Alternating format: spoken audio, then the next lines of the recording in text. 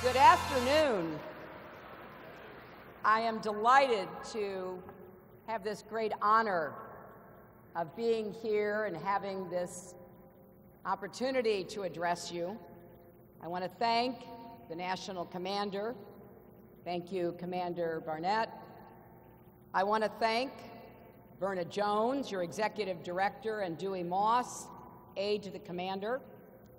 And I want to thank a longtime friend and advisor to me, someone whom I am very grateful to, and that is your National Treasurer, George Buskirk. Most of all, thanks to you, all the Legionnaires here and across America. Thanks for your service in our armed forces. You wore the uniform, you took an oath, you put your life on the line to protect the greatest country on earth. Yes.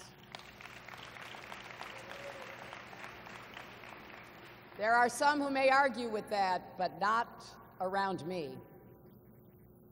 When you came home, you joined the American Legion, and by doing so, you kept serving. Just look at what the Legion does. You care for wounded warriors. You help raise the next generation of American patriots. I want to give a special shout out to Boys Nation, which meant so much to my husband when he was growing up. And when I told him I was coming here today, he said, "You've got to mention Boys Nation." I told him I would, but I also have to mention Girls Nation, too.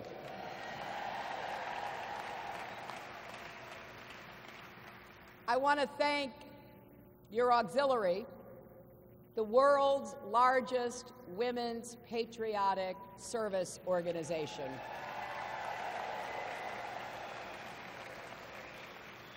I was honored to receive the auxiliary's Public Spirit Award in 1997. And I have great admiration for the work you do. As the daughter of a veteran, as a proud American, I am grateful to you all. Now, I'm not going to talk a lot about politics today, but I do want to say this. Whoever America elects this fall won't just be our next president. That person will be our next commander-in-chief. And every person in this room understands how great a responsibility that is. Now, I know some of you are Democrats, and some of you are Republicans, and some of you are independents. I suppose there are some of you who've never voted for a Democrat before. I get that. My dad was a rock-ribbed Republican, but I learned at our dinner table that we can disagree without being disagreeable. And I want you to know, if I am fortunate enough to win this election, I will be a president for Democrats, Republicans, independents, for people who vote for me, for people who don't, for all Americans. That is what I think we need. We need to unify our country and go forward into the future with confidence and optimism.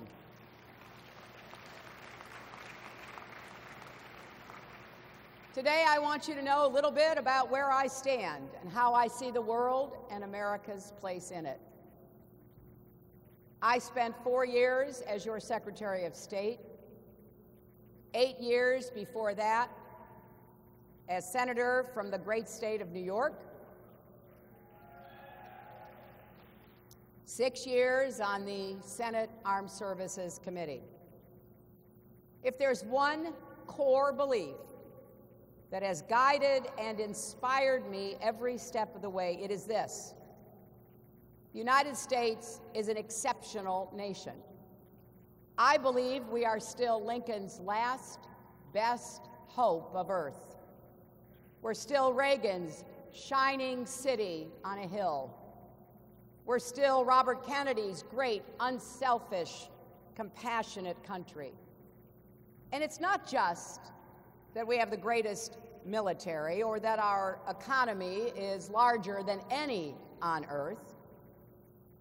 It's also the strength of our values, the strength of the American people. Everyone who works harder, dreams bigger, and never, ever stops trying to make our country and the world a better place. And part of what makes America an exceptional nation is that we are also an indispensable nation. In fact, we are the indispensable nation. People all over the world look to us and follow our lead. My friends, we are so lucky to be Americans. It is an extraordinary blessing. It's why so many people from so many places want to be Americans too. But it's also a serious responsibility. The decisions we make and the actions we take, even the actions we don't take, affect millions, even billions of lives. You know that. You've seen it. Now, all of this may seem evident, especially to men and women who have worn the uniform. You may wonder how anyone could disagree. But in fact, my opponent in this race has said very clearly that he thinks American exceptionalism is insulting to the rest of the world. In fact, when Vladimir Putin, of all people, criticized American exceptionalism, my opponent agreed with him, saying, and I quote, "If you're in Russia, you don't want to hear that America is exceptional." Well, maybe you don't want to hear it, but that doesn't mean it's not true. My opponent misses something important. When we say America is exceptional, it doesn't mean that people from other places don't feel deep national pride just like we do. It means that we recognize America's unique and unparalleled ability to be a force for peace and progress, a champion for freedom and opportunity. Our power comes with a responsibility to lead, humbly, thoughtfully, and with a fierce commitment to our values. Because when America fails to lead, we leave a vacuum that either causes chaos or other countries or networks rush in to fill the void. So no matter how hard it gets, no matter how great the challenge, America must lead. The question is how we lead. What kind of ideas, strategies, and tactics we bring to our leadership. American leadership means standing with our allies, because our network of allies is part of what makes us exceptional. No other country in the world has alliances like ours.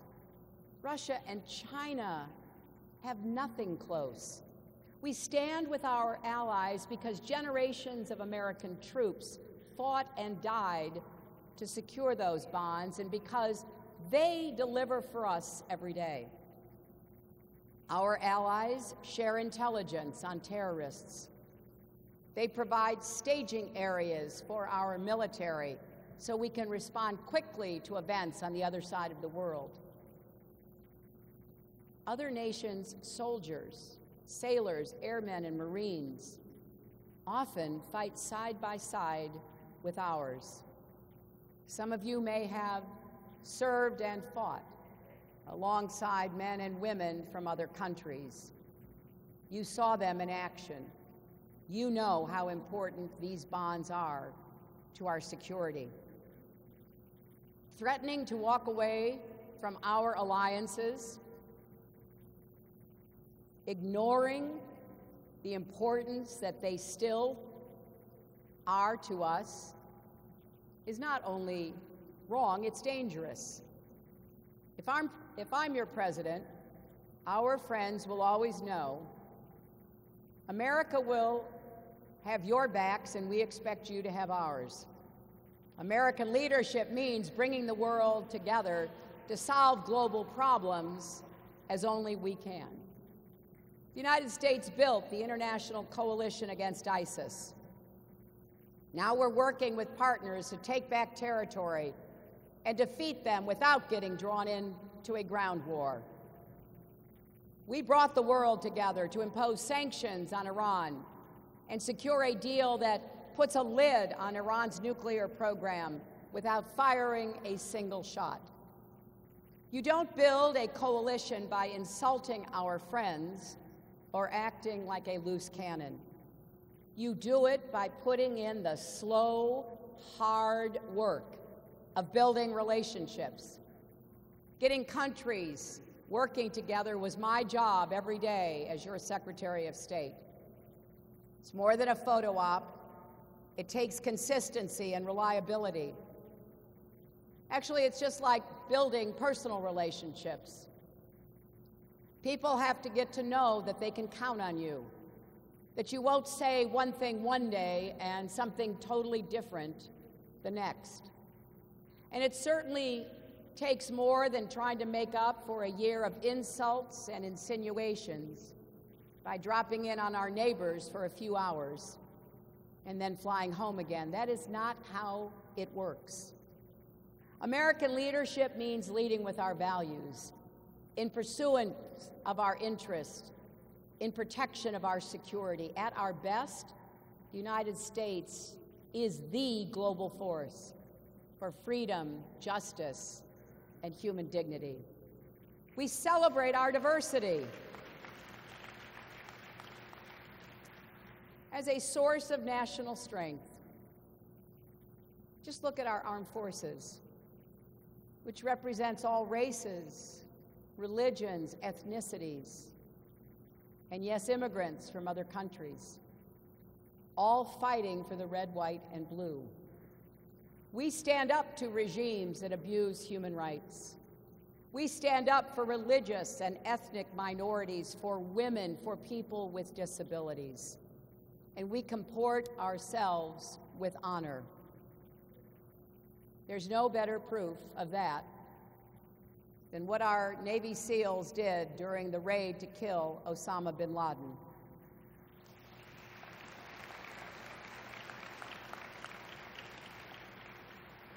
I was deeply honored to be part of that small group advising the president. I brought to those discussions my experience as a senator from New York on 9/11 and my commitment to do whatever I could in whatever role I had to bring bin Laden to justice. You've all seen the picture of us crowded into the smaller Situation Room watching the video screen. Every second counted. One of the copters misgauged how high the wall was around the courtyard, clipped the tail, getting disabled. It didn't stop the SEALs from rushing out, getting into the compound, returning fire against bin Laden's bodyguards, taking on his adult son, and finally bin Laden himself. But the SEALs knew that they had to destroy the helicopter before they left. I was holding my breath through the entire operation, because at any time, Pakistani soldiers could have arrived. This compound was in a military garrison city, actually the home of their military academy. So yes, every second counted. But still, our SEALs took the time to move the women and children, bin Laden's family members, to safety before destroying the helicopter. That is what honor looks like. That is America at our best.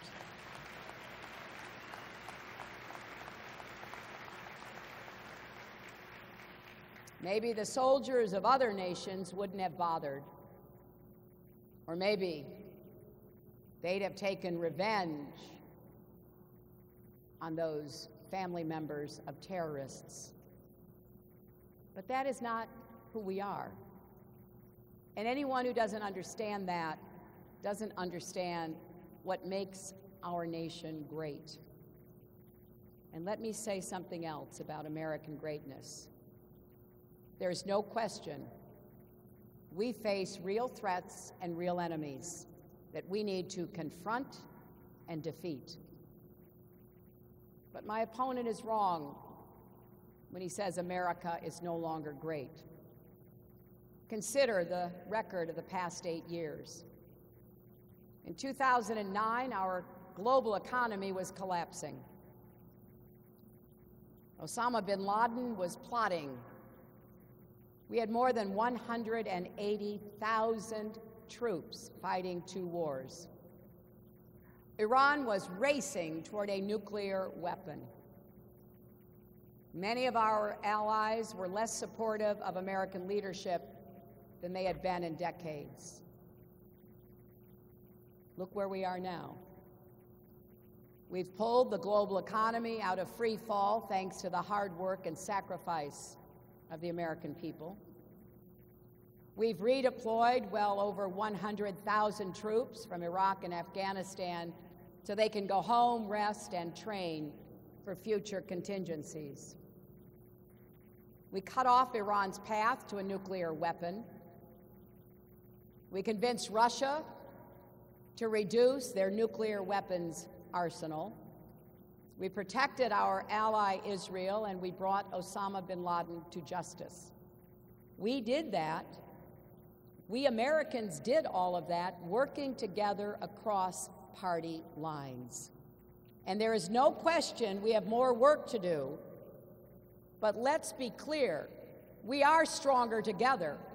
And it will be my goal, if I am fortunate enough to be your president, to bring people back together again, to set our goals and move forward to achieve them.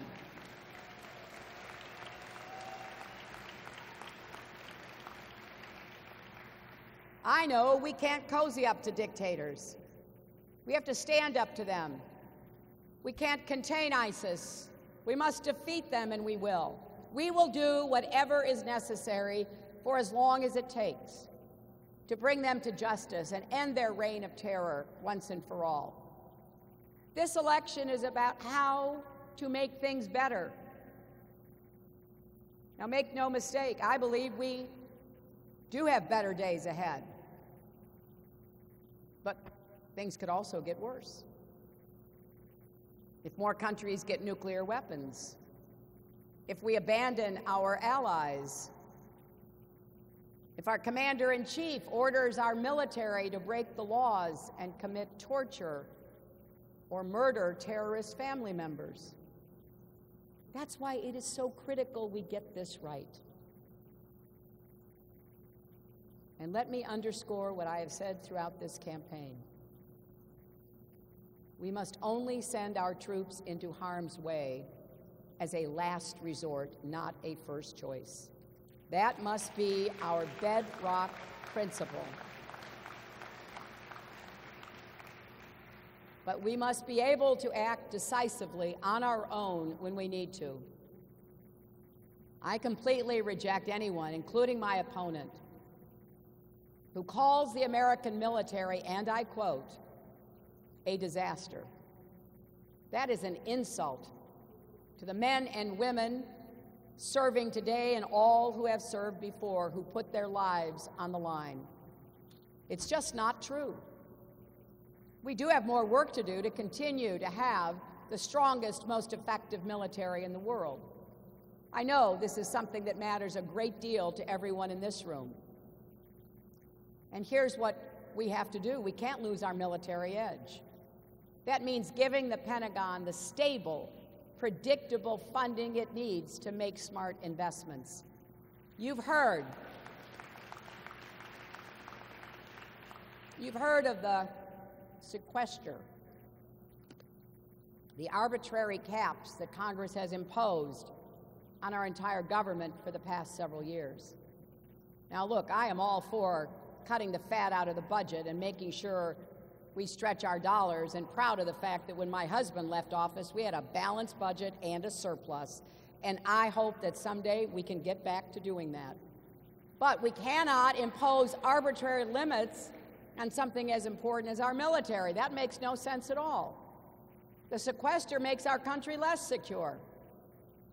Let's end it and get a budget deal that supports America's military, our families, and our country.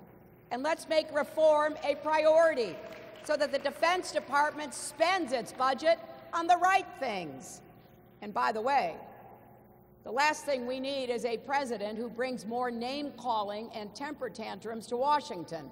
We've got to get people listening to each other again, getting both parties actually to work together. Let's modernize our Army and Marines, our Navy and Air Force, our Coast Guard. We need to respond to evolving threats from states like Russia and China, Iran and North Korea, from networks, criminal and terrorist networks like ISIS. We need a military that is ready and agile so it can meet the full range of threats and operate on short notice across every domain, not just land, sea, air, and space, but also cyberspace. We'll invest in new technologies so new breakthroughs can transform our military, just as stealth, precision weapons, and advanced communications did in the past. We'll make a renewed push to reduce the world's nuclear weapons, because that does make us all safer. And we'll step up our efforts to secure nuclear material around the world and stop terrorists from acquiring or using weapons of mass destruction. One of the first things I will do as president is to call for a new nuclear posture review. We have to make sure that America's arsenal is prepared to meet future threats. We'll invest in the next frontier of military engagement, protecting U.S. interests in outer space and cyberspace. You've seen reports. Russia's hacked into a lot of things. China's hacked into a lot of things. Russia even hacked into the Democratic National Committee, maybe even some state election systems. So we've got to step up our game, make sure we are well defended and able to take the fight to those who go after us. As president, I will make it clear that the United States will treat cyber attacks just like any other attack. We will be ready with serious political, economic, and military responses. And we're going to invest in protecting our governmental networks and our national infrastructure. I want us to lead the world in setting the rules of cyberspace. If America doesn't, others will. So in short, we have to be ready to win today's fights and tomorrow's. But you know that the most important thing isn't the size of our military or the sophistication of our weapons. The most important thing is our people, the men and women who put on the uniform and serve. We need to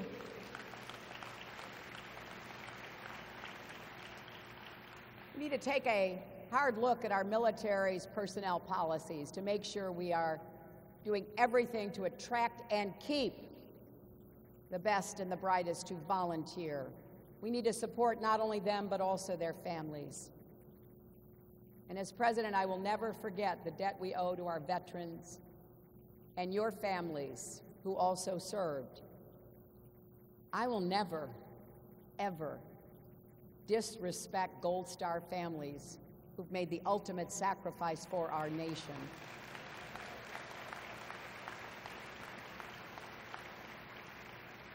Or prisoners of war who endured so much in our name. To insult them is just so wrong, and it says a lot about the person doing the insulting. In the Senate, I worked with Republicans to increase the benefit paid to Gold Star families, to expand access to military health insurance, to make sure all members of the Guard and Reserves and their families have access to health benefits, whether they're deployed or training at home. I fought successfully to amend the 2007 Defense Appropriations Act to establish a training program for family caregivers helping loved ones with traumatic brain injuries. Senator John McCain and I joined forces to personally raise money for a state-of-the-art rehab facility at Brooke Army Medical Center in San Antonio to help seriously wounded service members coming home from Iraq and Afghanistan. Like you, I was outraged by the scandals at VA hospitals. People waiting for months or years for wheelchairs and basic medications. Some even dying while waiting for an appointment. I know that you heard from Secretary McDonald, and I know how hard he and his team are working. We are going to build a 21st century Department of Veterans Affairs that delivers world-class care, and we are not going to let anyone privatize the VA. We're going to reform and strengthen it, not privatize it. We will ensure access to timely, quality care for all of our veterans, improve care for women who are often underserved, identify and treat all wounds of war, visible and invisible, including Agent Orange and Gulf War syndrome, and traumatic brain injury and PTSD. We will end the epidemic of veteran suicides by expanding access to mental health care and fighting the stigma that isolates too many of our veterans from getting the care that they need. I feel passionately about this because I have looked into the eyes of too many family members who have lost their loved one to suicide. That's why just 2 days ago, when I released my plan to improve mental health services for all Americans, I included a specific section about more help for veterans and their families, because we know too many aren't getting the help they need right now. We've got to serve them just as they served us. We are also going to help more veterans looking for jobs with expanded tax credits for businesses that hire veterans, more support to veterans who want to start their own businesses, and making it easier for veterans to get credit for the skills they learned while serving. And we will crack down on for-profit schools and companies that prey on or discriminate against service members, veterans, or military families. They should be ashamed of themselves, and we're going to hold them accountable. We will also work closely with the American Legion to clean up and expedite the appeals process. Benefits should be delivered as quickly as possible, and appeals should be decided as expeditiously as possible. I thank you for the work you are doing on that. Now, a lot of what I have mentioned has support from Democrats and Republicans. Maintaining our military and caring for our veterans should never be a partisan issue. Defending American exceptionalism should always be above politics. But this is not a normal election. The debates are not the normal disagreements between Republicans and Democrats. So I hope you will listen carefully to what my opponent and I propose. Consider our plans and the values behind them.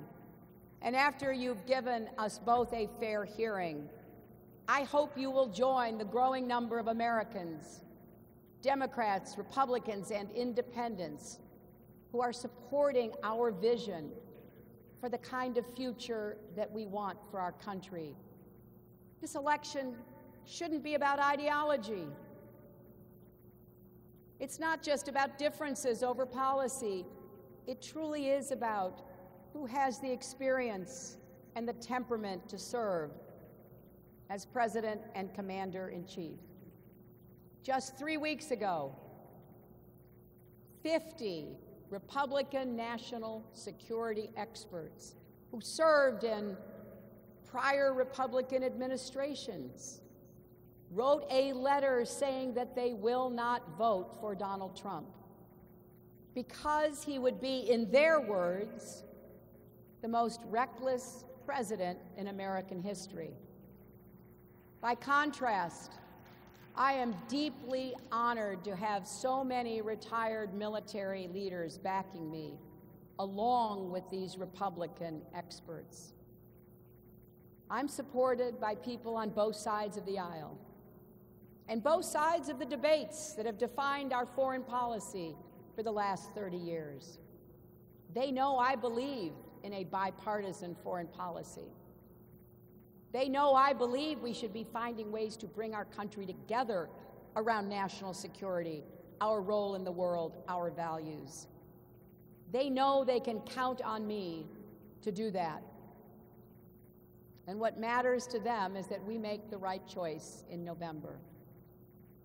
The stakes this fall are as high as any election in our lifetimes. So I'm going to keep raising these issues, keep telling people where I stand, laying out plans for what I do if I'm elected. I have to tell you, it is a little funny to me. I get criticized for having so many plans. People say, oh, there she goes with another plan about mental health, about veterans. Well, I have this old-fashioned idea. If I'm asking for your vote for president, I should tell you what I want to do as your president. So yes, I have laid out plans, and I'm going to work my heart out to implement those plans. And if I win this fall, no one will work harder for our troops, our veterans, and our military families. This is personal to me, starting with my dad. His name was Hugh Rodham. He enlisted in the Navy shortly after Pearl Harbor. He became a chief petty officer at Great Lakes, north of Chicago, responsible for training thousands of young sailors before they shipped out to sea, mostly to the Pacific Theater.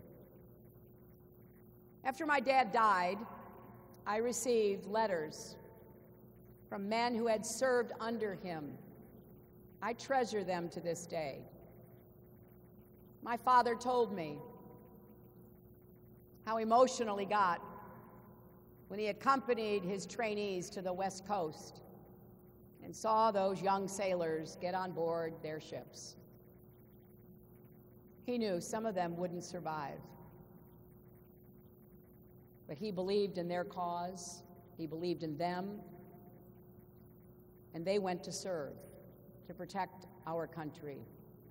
They knew their country needed them. Over the course of the last years, I've also had the privilege of working with, helping and supporting so many active duty and retired military members and families. First as First Lady, then as Senator, then as Secretary of State. Whenever I would go anywhere representing you and be privileged to meet with the men and women who serve our country, I would sit down if we had a chance and hear what was on their minds, would shake hands and take pictures, sometimes bring messages back to their loved ones. And I too knew that some of those young men and women wouldn't be coming home either.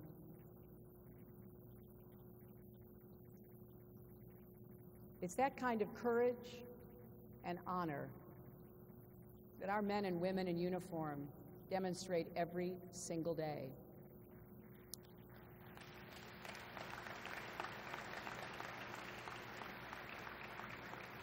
I will never forget that. And I would expect the American Legion to be my partner in the White House to make sure I never do. You and all our veterans deserve nothing less. Our respect, our thanks, but you also deserve a country that honors your service, not just with words, but with deeds. That's why the American Legion is so critical, working every day to make sure America lives up to that standard. I will be doing that work right alongside you if I am given the great honor to serve as your President and Commander-in-Chief. Thank you all. God bless you, and God bless the United States of America. Thank you.